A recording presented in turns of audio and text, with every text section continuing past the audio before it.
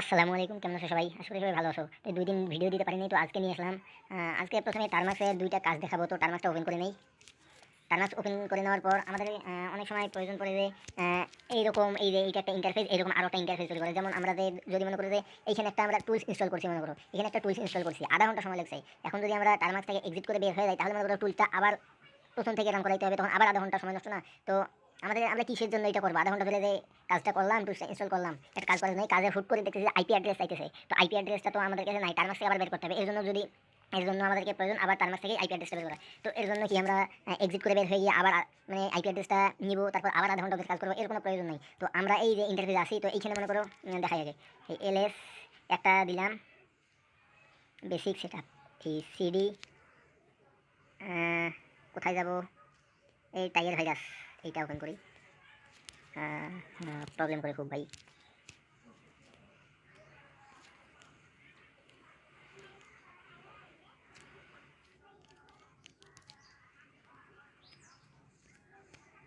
আমি এখন কী হচ্ছে সেটা তোমাদের দেখার কোনো প্রয়োজন নাই। তো এই যে এই পর্যন্ত আমরা যে আসলাম, তো এখন যদি আমরা এখান থেকে এক্সিট করে দিই, তাহলে তো আমাদেরকে আবার আগের অবস্থানে বের করে নিয়ে যাবে, আবার প্রথম থেকে কাজটা করতে হবে, তাই না? তো এখন আমাদেরকে এখানে মনে করো যে একটা আইপি অ্যাড্রেস প্রয়োজন। তো আইপি অ্যাড্রেসটা আমাদের টার্মাক্স থেকে যদি আমরা নিই, তাহলে আবার এক্সিট করতে হবে। তো আমরা এক্সিট না করে এটা এইরকমই রেখে দিয়ে আবার আমরা আরেকটাই নতুন ইন্টারফেস থেকে আইপি অ্যাড্রেসটা বের করে নিতে পারি। এজন্য আমরা বাম দিকে ডান দিকে আমরা সোয়াইপ করবো। এই যে কোন দিকে? এই যে বাম দিক থেকে ডান দিকে আমরা সোয়াইপ করবো।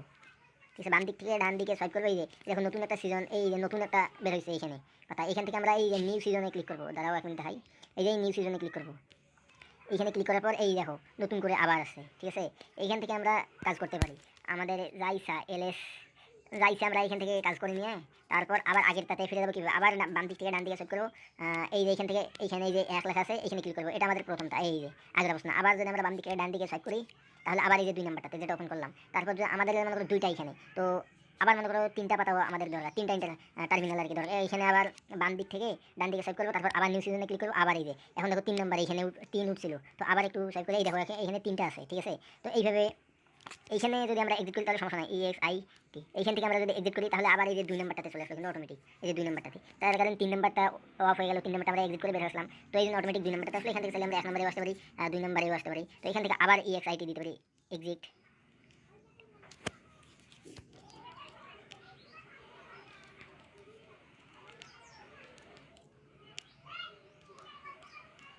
এই যে আমরা বের হয়ে আসলাম এক্সিট দিয়ে, আবার বের হয়ে আসার পর এই দেখো একটা হয়ে গেলো, 2টা থেকে একটা হয়ে গেলো। ঠিক আছে, আমাদের 2 নাম্বারটা এখন থাকলো শুধু।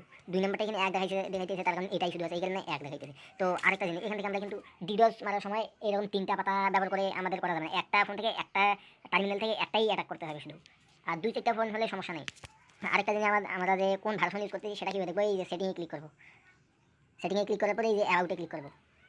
অ্যাবাউটে ক্লিক করার পরে এখানে আমাদের যাবতীয় ইনফরমেশন আছে টার্মাক্স অ্যাপের। এই যে Termux name, app name Termux, app package name com dot Termux, তারপরে এই যে ভার্সন কোড, ঠিক আছে, ইত্যাদি ইত্যাদি দেওয়া আছে আর কি। কই থেকে ইনস্টল করছি, এফড্রয়েড সেটা দেওয়া আছে, সব কিছু দেওয়া আছে। এই যে এইখানে সফটওয়্যার ইনফরমেশন, ডিভাইস ইনফরমেশন, তারপরে এই যে এইখানে দেওয়া আছে হার্ডওয়্যার ইনফরমেশন ইত্যাদি।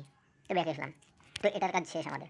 তো এখন আজকের মূল টপিক যেটা, সেটা হচ্ছে আমাদেরকে ওয়েবসাইটে অনেক সময় ডিডোজ মারার জন্য কিছু জিনিস চাই। কোন ওয়েবসাইটে আমরা ডিডোজ মারবো, সেখানে ওয়েবসাইটের ইউআরএল চাই। ইউআরএল তো আমরা জানি, ওয়েবসাইটের লিঙ্ক চাই। তো অনেক সময় আবার ওইটাই বসে দিলে কাজ হয়। আবার অনেক সময় দেখা যায় যে আমাদের কাছে ডোমেইন নেম চাইতেছে, ডোমেইন কোনটা? তো এটা দেখবো যে এখন ডোমেইন, আবার অনেক সময় হোস্টিং চাই, আবার অনেক সময় আইপি অ্যাড্রেস চাই। ঠিক আছে, আইপিটাও কোনটা সেটা বুঝি, এই যেমন এরকম ডট, এটাই হচ্ছে একটা আইপি, তাই না? তো এইরকম আইপি চাই, এইটা আইপি বের করে শিখবো আজকের মূল টপিক। তো ডোমেইন কোনটা? যেমন আমরা একটা ওয়েবসাইটে মারবো www.technical বাংলা কম। তো সরি কম, এইটা একটা ওয়েবসাইটের লিঙ্ক। তো এখান থেকে এই যে ডাব্লিউ হোক আর এইচটিটিপিএস হোক, যাই থাকুক না কেন, এই যে ওয়েবসাইটের নামটা এবং সঙ্গে যে ডোমেইনটা দেওয়া থাকে, হোস্টিংটা, এই যে এইটা, এই কম ডট দ্বারা আসলে এই যে ডট কমটা, ঠিক আছে, এইটাই হচ্ছে আমাদের ডোমেইন নেম। আবার এটাকে হোস্টিংও বলা হয়। আবার অন্য ওয়েবসাইটের ক্ষেত্রে যদি দেওয়া থাকে education gov.bd, এটা সম্পূর্ণটা একটা আমাদের মানে আর কি হোস্টিং অথবা ডোমেইন, এটাকেই বলা হয়। আর এখান থেকে শুধু এটুকু, এই যে এটুকুকেও হোস্টিং বলা হয়। তো আমাদের ওয়েবসাইটে কিন্তু হোস্টিং যখন চাবে সম্পূর্ণটা দিতে হবে। শুধু সামনে যে ইউআরএল সামনে দিয়ে আমাদের ইয়াটা দেওয়া থাকে যে এইচটিটিপিএস একটা ক্লোন, তারপর ডাবল স্ল্যাশ অথবা www ডট, এগুলো যদি থাকে এগুলো আমরা কেটে দিয়ে শুধু ওয়েবসাইটের নামটা এবং সঙ্গে যে .com.in.io.gov.bd এগুলো থাকবে, এইগুলো সহকারে এই যে যেমন এইটা এইরকম দিব। সামনে যদি এই যে এইচটিটিপিএস থাকে তো কেটে দিব আমরা, এইচটিটিপি এই যে এইরকম যদি কোনো ওয়েবসাইট থাকে, ঠিক আছে, এইরকম যদি কোনো ওয়েবসাইট থাকে অথবা এরকম যদি থাকে, এরকম থাকলে অথবা শুধু এই যে এরকম থাকলে, ঠিক আছে, এইগুলো আমরা নিব না। HTTPS যেটা দেখালাম এগুলো নিব না, শুধু সেখান থেকে আমরা এইটুকু নিব শুধু, ঠিক আছে, সব ওয়েবসাইটের ক্ষেত্রে এটাই আমাদের হোস্টিং, এটাই আমাদের ডোমেইন। তো আমরা এখন টেকনিক্যাল বাংলা TECH তো একটা ওয়েবসাইটের, যে কোনো একটা ওয়েবসাইটের আইপি অ্যাড্রেস বার করা শিখবো। তো ওয়েবসাইটের একটা টার্গেট এই যে HTTPS এটা আমরা কেটে দিব, ডোমেইন নেম যেহেতু আমাদের দরকার এটা কেটে দিব।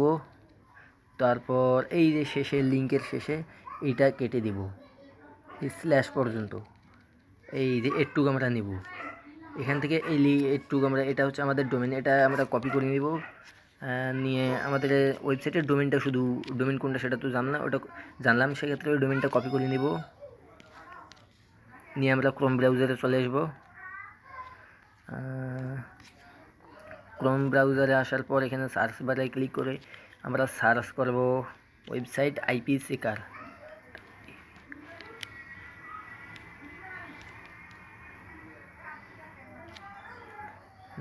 ওয়েবসাইট আইপি অ্যাড্রেস চেকার লিখে সার্চ করব।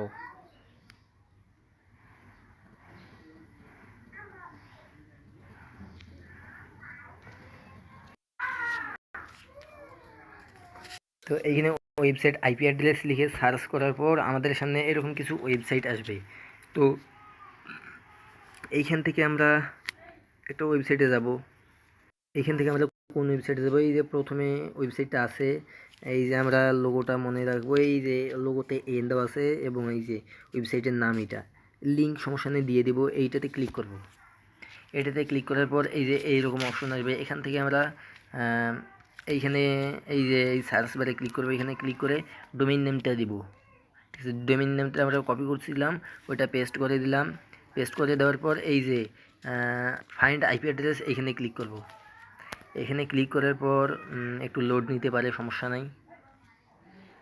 এই যে লোড নেওয়া শেষ, এই যে এইখান থেকে আইপি অ্যাড্রেসটা দেখাইতেছে, ঠিক আছে, এই যে এখান থেকে ফাইন্ড আইপি অ্যাড্রেসে চাপ দেওয়ার পর এইরকম আসলো। তো একটু নিচে যাব, একটু নিচে এই যে কোথায় থাকবে, এই যে প্রথমে আইপি অ্যাড্রেস ফর এই যে ওয়েবসাইটের নাম দিবে, তারপর একটা মানে কিছু বলবে আর কি, তারপর এই যে আইপি অ্যাড্রেস এইখানে দেওয়া আছে, তারপর বাকি ইনফরমেশন এই যে নিচে আর কি আছে, কিছু ইনফরমেশন দিতে পারে, ঠিক আছে। তো এইটাই হচ্ছে আমাদের আইপি অ্যাড্রেস, এটা আমরা কপি করে নিয়ে কাজ করতে পারি, অথবা এই যে পাশে এইখানে ক্লিক করে কপি করে নিতে পারি, এই যে এইখানে একটা চিহ্ন থাকবে, এটাতে কপি করে ক্লিক করে নিতে পারি, এই যে চিহ্নটা উঠছে দেখো।